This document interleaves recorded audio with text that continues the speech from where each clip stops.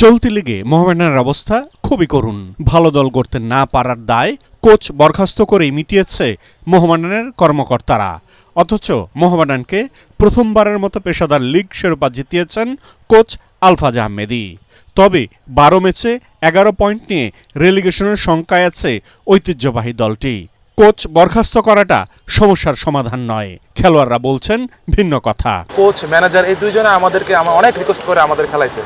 প্র্যাকটিসে আমরা স্ট্রাইক করছি, প্র্যাকটিস করবো না, ওরা রিকোয়েস্ট করছে, আমরা খেলছি। কোচকে এইভাবে চেক করা আসলে আমার মতে হয় ঠিক হয়নি। লিগে এখনো মোহামেডানের 6টি ম্যাচ বাকি। আলফাজেরই সহকারী আব্দুল কাইয়ুম সেন্টুকে দায়িত্ব দেওয়া হয়েছে হেড কোচের। দলের জন্য ভালো কিছু করার চেষ্টা সেন্টুর। আলফাজ ভাই যেরকম ছিল ওনার হয়তো একরকম থিঙ্কিং থাকতে পারে, আমার হয়তো একটু ডিফারেন্ট থিঙ্কিং থাকতে পারে। এই থিঙ্কিংটা নিয়ে কাজ করে যতটুকু আগানো যায়, এখানে তো নতুন কিছু করার খুব বেশি সুযোগ নাই। মোহামেডানের নতুন কমিটি আস্থা রেখেছে ফুটবল দলের সাবেক ম্যানেজার আমিরুল ইসলাম বাবুর উপর। এবার তাকে দলনেতা করা হয়েছে। শিগগিরই মোহামেডানের দুঃখের দিন কেটে যাবে বলে অভিমত তার।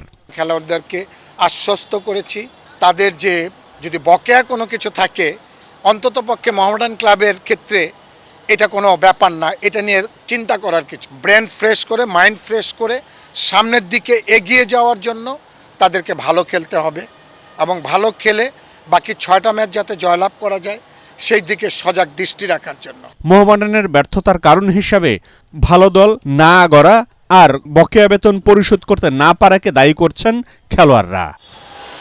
পরাগ আরমান, এটিএন বাংলা, ঢাকা।